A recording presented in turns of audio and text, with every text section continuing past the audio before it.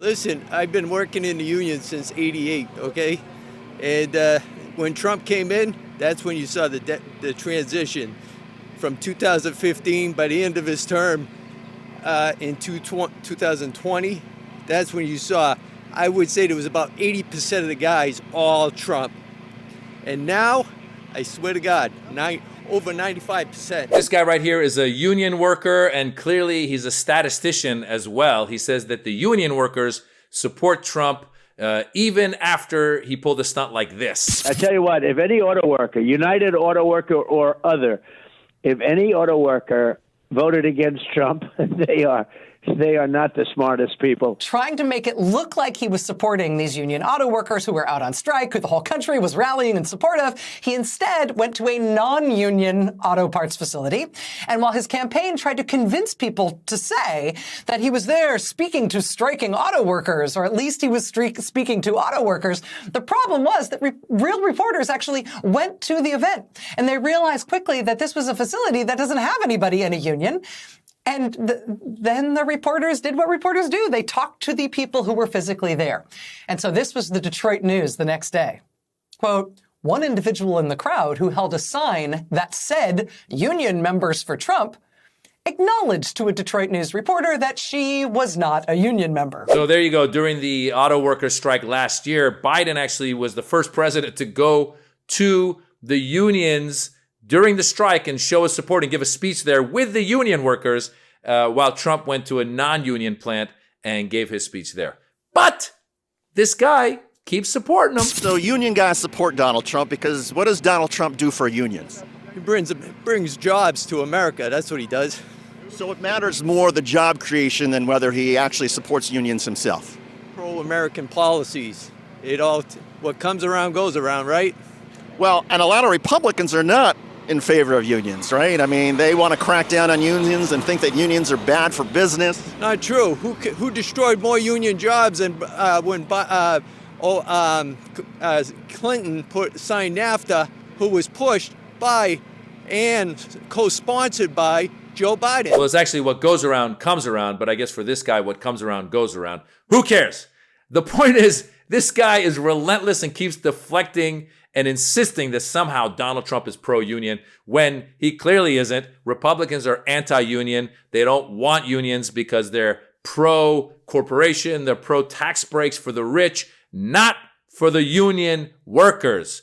But again, he doesn't care. What will you do if Donald Trump does not either win the nomination, or if he wins the nomination, doesn't win the presidency?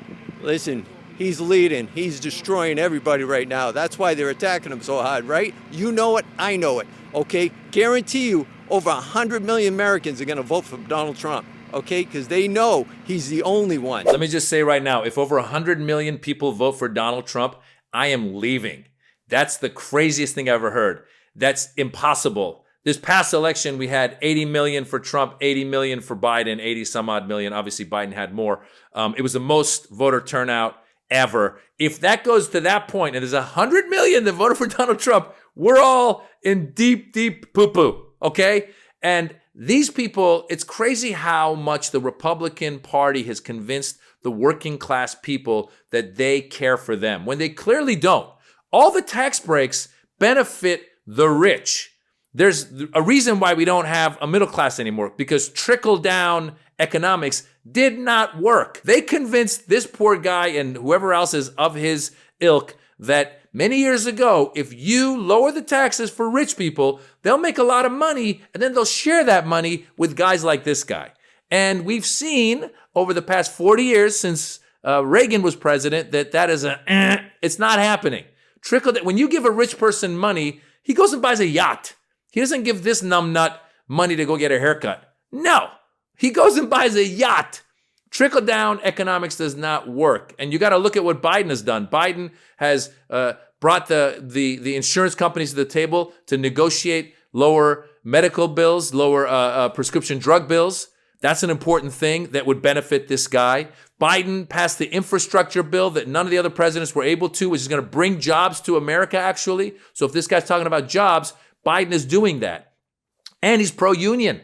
We need unions to be strong so that these corporations don't get away with all the stuff that the Republican Party has done to help these corporations get away with it. It's amazing to me that the Republican Party has convinced these types of people that all the policies that are in their interest, they should vote against. Remember Obamacare? People like this guy were all up in arms about Obamacare. No way, we can't have health insurance. This is communism. Now they all love Obamacare because it gives them health insurance. God forbid you call it Obamacare. They go nuts. You gotta hide it and say it's a healthcare plan that's good for you, and then they go and sign up for it. Because what the truth is deep down inside is that the Republican Party has convinced guys like this that there's an attack on him. There's an attack on white males in America. The people of color are coming after you. Immigrants are coming after you. LGBTQ is coming after you. It's all about convincing people like this that somehow the Democrats are communists and they're trying to take away his better life. When in reality, the policies that have been passed by Biden have been policies that help a guy like this. And the policies that were passed under Trump and the Republicans did not help people like this. And yet, they're stupid enough to continue to support the Republican Party. I don't know when they'll ever wake up. I don't know if they'll ever wake up. I hope they wake up.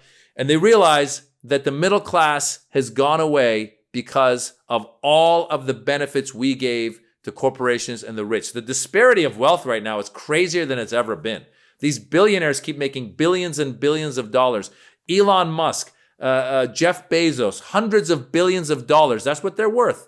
And meanwhile, we have people struggling to make their rent. We have people struggling to pay for their medical bills. Why do you think that is? Corporate greed. Who do you think is behind corporate greed? The Republicans continue to give benefits and incentives to corporations. They have lobbies lobbying the Republicans to keep the middle class from getting benefits that's needed to help some poor fool like this guy move up. So I hope he wakes up and he realizes that, first of all, there's not going to be 100 million people voting for Donald Trump. The more Donald Trump talks, the more people are reminded of how dangerous he is. He wants a dictatorship. He wants to take away your rights. He wants to take away the rights of your friends and neighbors who might think differently than you. So he wants a dictatorship.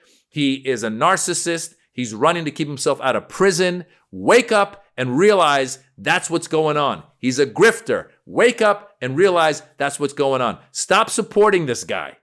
Tell your union workers that this guy actually went to a non-union shop to give a speech and pretend like they were union workers. That's the kind of grifter he is. All right? Wake up, dude! Wake up! I'm comedian Maz Jobrani. I have a special on YouTube. It's called The Birds and the Bees. Watch it. If you enjoy it, give it a thumbs up. Give it a super thanks. Tell your friends. If you don't enjoy it, keep it to yourself.